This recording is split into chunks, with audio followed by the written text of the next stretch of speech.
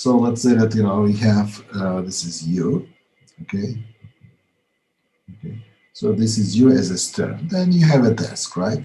Now your desk is probably small, like one or like when they have maybe 2 meters square at most, right? And on your this is where you do your work. Now, when you on your desk, how many pages you can have open. Well, one, two, maybe five, or maybe like if you can squeeze 10. But you cannot have all the pages that you want to study, right? And it's because like your desk is really accessible, fast to access, but it's very short. Of course, you can say, well, if I'm rich, then I can I will have a working desk that is maybe like you say I don't know 100 meters square big. Okay, with that but it will cost so much because you will not have a dorm room. You cannot fit it in there. So what do you have? You also like then you have this second level, which is your shelf, right? And what do? You put your books in here, and when you're studying, for example, like at a certain topic, for example, I'm not sure which chapter that you're studying, but you will put your pages from your computer organization book printed out on your desk. Okay, but like your book has many pages. It has over 1,000 pages, and so you actually put all of them into your shelf, right? Now your shelf will maybe contain 5 or 10 books at most, okay, because that's how much you do. And what you do is instead of putting all the books that you're going to read for the rest of your life or for your education, you just put the books that are related for this semester on your shelf. Okay, and what happens is if you move on to a new chapter, well, you just make a copy of these pages onto your desk, and you can continue to study them, right? And when the semester is over, then when the semester is over, then what you do is you go to the library or maybe the bookstore, which has way more books here, right? And also, of course, like getting this has huge space, but you cannot go to the library every time, right? What you do is you go maybe like once or twice the semester, like and then you bring in these books that you will be accessing into your shelf, and then as you read through the semester, then you open the relevant pages in here. So this is the basic idea of caching. Like this is faster to access, very limited space. Okay, this is like you have all the books that you can ever read. Okay, which is nice, which is cheap, but it is slower to access. So what do you want to do? What you do is you just bring in from this library to the shelf, and then from your shelf to your desk based on the demand that you need. Okay, and you also have like do we have locality? Yes, we have locality because when you're reading a book, it's if I'm reading this page 10 now, well, 5 minutes later probably I will be reading page 11, right? So that's called spatial locality. And once you as you study that, then sometimes you get to the one end, and then you want to go back to the some exercises in the page. So that's kind of like when you're studying, for example, your uh, third assignment, then you have to go back to your chapter 4 or the book, okay. And this is kind of the temporal locality because you tend to read that book over and over, okay. So with this, then it means that for most of the time you don't even have to get to your shelf, but if needed, you can access them, and in the worst case, you go to the library. So now let's see, what did it mean? Like for simplicity, let's say that in the case of library, don't worry about the books. Let's say that we have all the library contains like pages. Like I have pages from zero to I don't know like a billion. Okay, so all the books are merged into one big thing. This is like the address for the memory. And in here, then you have the books, okay, which corresponds some of the pages, and then you have like the pages. So what you do is you basically make a copy of the pages that you want to access, that you want to study. Now the page that you get here, so this is okay. So so I'm just kind of looking at your table from the top, okay. Just draw this here, okay. So this is your table. And what you do is, well, I mean, you bring in the page, okay, but the page contains the data, whatever that's written, and you have no idea. And you know that you asked for a certain page, and the page comes, but guess what? Like the page number, well, you need to have the page number on this data because when you get the data from memory, you don't have the address attached to it, right? You just get the data. So what you need to do is like, if I want to check whether like which page it is, you need to store some part of this address as part of the data. And like in the books, you have the page number printed at the bottom right corner of the page. And you imagine extending this to all the books that you have in here. So that's one thing. You have to store some of the address here. Okay.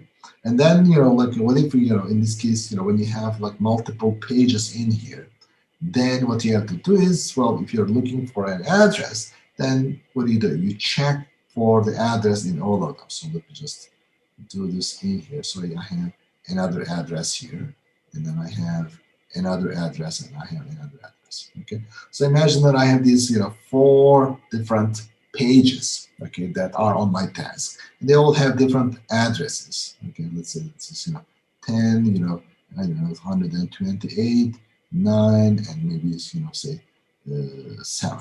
Okay, so when you want to read a certain address, then what you do is what do? You go to you check the addresses of all the also the all the pages. Okay, and if there is a match, bingo, then you access the data. Okay, if there is not a match, then well you have to go here and then check these books which provide a range of pages. Okay, and what do? Then you have to bring them back onto your desk. So that's one thing. And the second thing is, like so how do you store them in here, and how do you like when if your page if your table is full, then which page that you should be kicking out. So these are all the things that we will be discussing in terms of basically caches, which is saying that how caches are built in here. So what I will do is I will have a break now, and in the next hour we will delve into how the caches are built. Okay, and it will be a very important session for the rest of the semester, basically.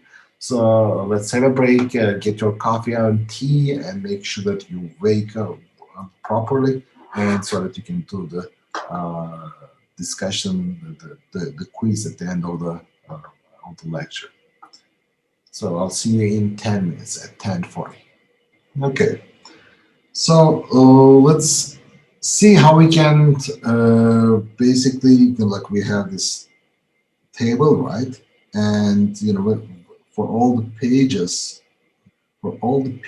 that we put on here, and which I kind of like looking. This is the bird's eye view of this.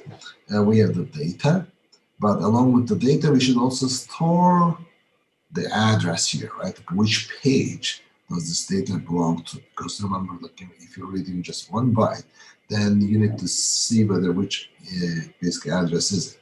Because as when you're studying, you come to here and you say that I want to see, say page 10, then you have to go and check all the pages here. If any of them is 10, then you say, okay, that particular page is here, and so then I can access the data here. Note that this page 10 appears also in here. It also appears in here.